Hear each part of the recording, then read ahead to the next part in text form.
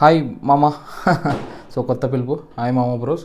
So మనం ఈరోజు మాట్లాడబోయే algorithm వచ్చేసి మనకు elastic net regression. So elastic net regression అంటే ఏంది?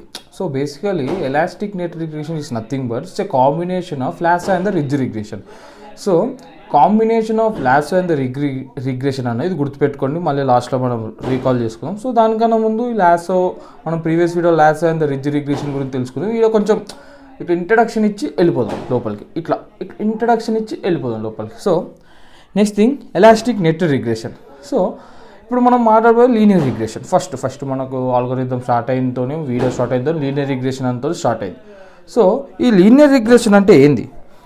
ఈ linear regression is nothing but it's aim to predict the or draw the best fit line with minimal errors.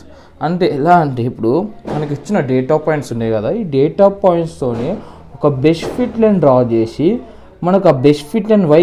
ఇప్పుడు line equation ఏంది? మనం చిన్నప్పటికి వెళ్ళి లైన్ ఈక్వేషన్ తెలుసుకోకపోతే మరీ డేంజర్. లైన్ ఈక్వేషన్ ఏంది? Y equal to m x plus c. ఈ y equal to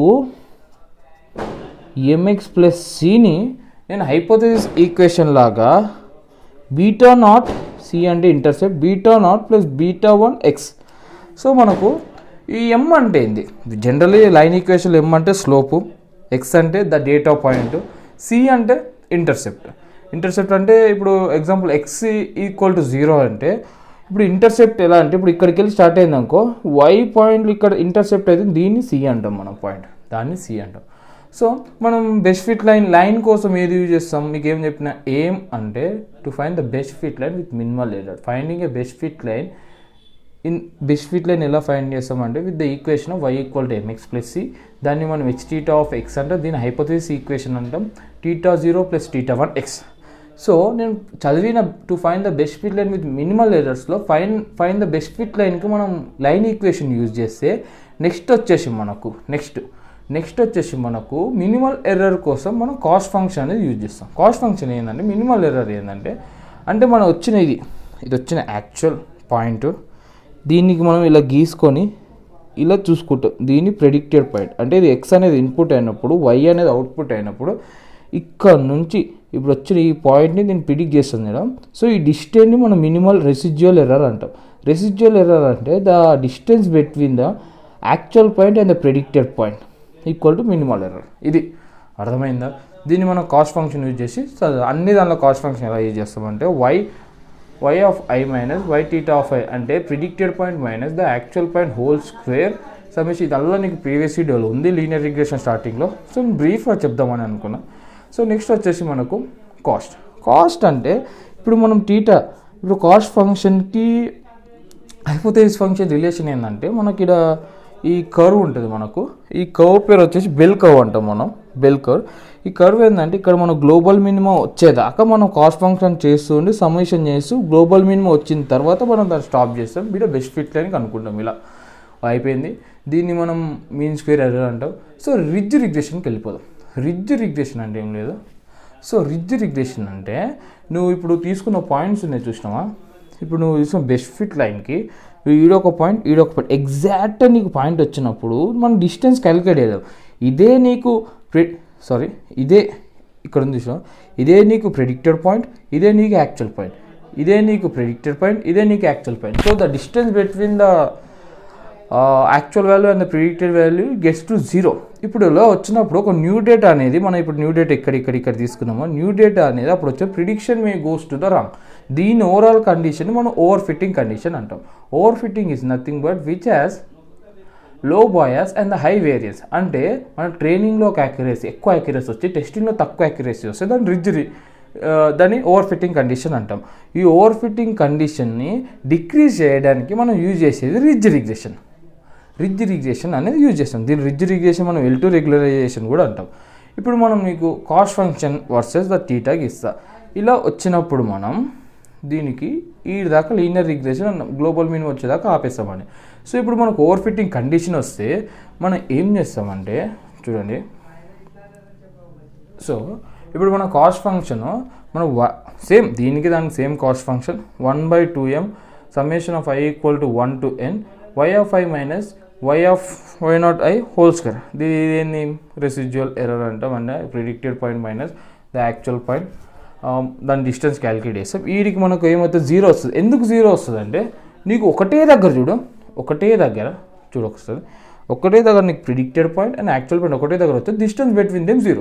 ఈ డిస్టెన్స్ బిట్వీన్ దెమ్ 0 వచ్చి మనకు prediction May goes to wrong అని చెప్పి ఒక ఎక్సెప్షన్తో మనం ఏం చేస్తామంటే ఇది ఓవరాల్ ఇప్పుడు ఇది ఏమవుతుంది, ఇక్కడ 0 అయిపోతుంది, 0 ఇంటూ సంథింగ్ 0 అయిపోతుంది. సో ఓవరాల్ 0 అయిపోతుంది. దీనికి మనం ఎక్స్ట్రాగా lambda and the slope square use చేస్తాం. ఇది ఈక్వేషన్ని ఏమంటామంటే మనం wait a minute. So equation మనం ఏమంటామంటే మనం హైపర్ పారామీటర్ అంటాం. ఈ హైపర్ పారామీటర్ అంటే ఏంది? Hyper parameter is nothing but A configuration that controls the learning process of a model. ఈ హైపర్ పారామీటర్లో మన lambda and the slope square ఉంది. ఈ లాంబ్డా స్లోప్ స్క్వేర్ అంటే ఏంటంటే మనం ఈ లాంబ్డాని ఏమంటాం, హైపర్ పారామీటర్ అంటాం కదా. సో ఇప్పుడు వచ్చిన మన లాంబ్డా వాల్యూ, ఇప్పుడు ఇక్కడ ఓవర్ ఫిట్టింగ్ కండిషన్ వచ్చింది కాబట్టి మనం లాంబ్డా వాల్యూ తీసుకుంటాం. లాంబ్డా ఈక్వల్ టు ఎగ్జాంపుల్ ఒక మేబీ ఎంత తీసుకుందాం, ఒక 10 తీసుకుందాం. సో ఇలా అవుతుంది. లాంబ్డా వాల్యూ ఇంక్రీజ్ అయ్యే కొద్దీ స్లోప్ అనేది డిక్రీజ్ అవుతూ ఉంటుంది ఇలా. ఇప్పుడు లాంబ్డా ఈక్వల్ టు 40 తీసుకుంటాం. కానీ మనం కనుక్కునేది ఏంటంటే రిడ్జ్ రిగ్రెషన్లో మనకు 0 కాడికి రాదు. ఏంది కర్వ్ అనేది, మన బెల్ కర్వ్ అనేది. అదే మనకు లాసో రిగ్రెషన్లో 0 కాడికి వస్తుంది. ఎందుకు 0 కాడికి వస్తుంది, దానికి ఎందుకు అలా అని చెప్తే నేను చెప్తా నెక్స్ట్ లాసోకి వెళ్ళాము. సో మీకు అర్థమై ఉంటుంది, ఇది కాస్ట్ ఫంక్షన్. దీనికి మనం లాంబ్డా ప్లస్ స్లోప్ స్క్వేర్ చేస్తాం. నేను ప్రీవియస్ వీడియోలో కూడా ఉంది. ఓవరాల్ కాన్సెప్ట్ ఇది. వచ్చిన వాల్యూని మనం ఏం చేస్తాం, డిక్రీజ్ చేస్తాం అన్నమాట. ఓకేనా, వచ్చిన వాల్యూని మనం డిక్రీజ్ చేస్తాం. సో ఇది అక్కడ. సో నెక్స్ట్ చెప్పుకుందాం మనం ఏం చేద్దామంటే లాసో రిగ్రెషన్ అందాం. Lasso regression is nothing but L1 regression which is used to feature selection కోసం యూజ్ చేస్తాం. Feature selection overfitting condition reduce చేసేది మనకు ఏది, రిడ్జ్ రిగ్రెషన్. ఫ్యూచర్ సెలెక్షన్ కోసం యూజ్ చేసేది మనం ఏది, లాసో రిగ్రెషన్, L1 రెగ్యులరైజేషన్. ఇలా కాస్ట్ ఫంక్షన్స్ చేయం. కానీ అక్కడ తేడా అంతే. ఇక్కడ స్లోప్ ఒక్కటి తీసుకుంటాం, అక్కడ స్లోప్ స్క్వేర్ తీసుకుంటాం అంతే. సో ఏంది శివను అటు ఇటు చెప్పినాము, ఏం కొంచెం క్లియరిటికల్ అర్థం అవుతలేదు. స్లోప్ స్క్వేర్ ఎంత తీసుకున్నామంటే మీకు చెప్తా. ఇప్పుడు మనం ఏం చేద్దామంటే ఒక డయాగ్రామ్ డ్రా చేద్దాం. డయాగ్రామ్ డ్రా చేసి ఇది linear regression, lambda equal to 0 అన్నప్పుడు మనకు గ్లోబల్ మినిమం వస్తుంది. ఇంకోటి లాంబ్డా ఈక్వల్ టు 10 తీసుకున్నప్పుడు ఒకటి వస్తుంది. లాంబ్డా ఈక్వల్ టు 40 తీసుకున్నప్పుడు ఒకటి. 40 అంటే ఇక్కడ మనకు 0 కండిషన్ అనేది వస్తుంది. అక్కడ మనకు రిడ్జ్ రిగ్రెషన్లో లాస్ట్ 0 వచ్చినప్పుడు ఏమవుతుంది అంటే, ఇప్పుడు మనం ఒక ఈక్వేషన్ తీసుకున్నాం, హైపోథెసిస్ ఈక్వేషన్ తీసుకుంటే θ0 ప్లస్ θ1 ఎక్స్, మనం నెంబర్ ఆఫ్ డేటా పాయింట్స్ ఎక్కువ తీసుకుంటాం కాబట్టి θ0 plus θ1 x plus θ2x2 plus θ3x3 plus θ4x4. దీన్ని మనం తీసుకున్నప్పుడు మనకి ఇలా స్లోప్స్ వాల్యూ తీసుకుంటాం. θ0 అనేది స్లోప్ వాల్యూ. ఈ స్లోప్ వాల్యూ తీసుకున్నప్పుడు మనం ఫీచర్ సెలెక్షన్లో మనం కావాల్సిన ఫీచర్ సెలెక్ట్ చేసుకొని కావాల్సిన లేని ఫీచర్ని మనం డిలీట్ చేస్తాం. ఇప్పుడు 0.29 ఇది తక్కువ ఉంది కాబట్టి దీని correlation there is highly correlated value. Correlation తక్కువ ఉంది కాబట్టి మనం ఏం చేస్తాం, దీన్ని అనేది రిమూవ్ చేస్తాం. ఈ ఫీచర్ని రిమూవ్ చేస్తాం. ఇలా రిమూవ్ చేసి దీని వరకు క్యాలిక్యులేట్ చేసుకుంటాం. సో ఇలా రిమూవ్ చేయడానికి మనం ఇక్కడ స్లోప్ అనేది యూజ్ చేస్తాం. దీన్ని మనం ఫీచర్ సెలెక్షన్ అంటాం. అక్కడ మనం స్లోప్ స్క్వేర్ అనేది తీసుకుంటాం. అక్కడ లాంబ్డా స్క్వేర్ స్లోప్ స్క్వేర్ వచ్చేసి మనకి ఏది, రిడ్జ్. లాంబ్డా స్లోప్ స్క్వేర్ వచ్చేసి ఇది. దీన్ని లాంబ్డాని ఏమంటాం అంటే హైపర్ పారామీటర్ ట్యూనింగ్ అంటాం. ఈ hyper parameter tuning is nothing, it's a configuration that controls the learning process of a model. అర్థమైందా? ఇది ఓవరాల్ బ్రీఫ్. మీకు ఇప్పటిదాకా రిడ్జ్ అండ్ లాసో రిగ్రెషన్ వస్తుంది. ఇప్పుడు మనం మెయిన్ టాపిక్ వెళ్ళిపోదాం. ఏది మెయిన్ టాపిక్ ఏది, elastic net regression. So what is mean by elastic nest regression? So elastic net regression is nothing but it's a combination of lasso and the ridge regression. బాగా current పోయింది. So next వీడియోలో continue చేద్దాం. So highs ఇంతకుముందు current పోయింది. So మనం ఎక్కడ ఆపేసినాం అక్కడ నుంచి స్టార్ట్ చేసుకుందాం, టైం వేస్ట్ వద్దు.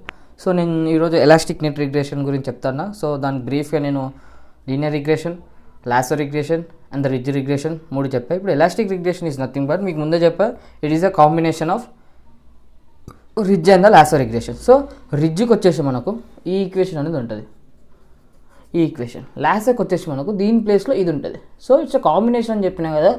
సో ప్లస్ అంటే మనం ఇక్కడ ఏం చేస్తామంటే రిడ్జ్ రిగ్రెషన్ ఏంది, మెయిన్ కాస్ ఏంది ridge regression, it is uses to reduce the over fitting.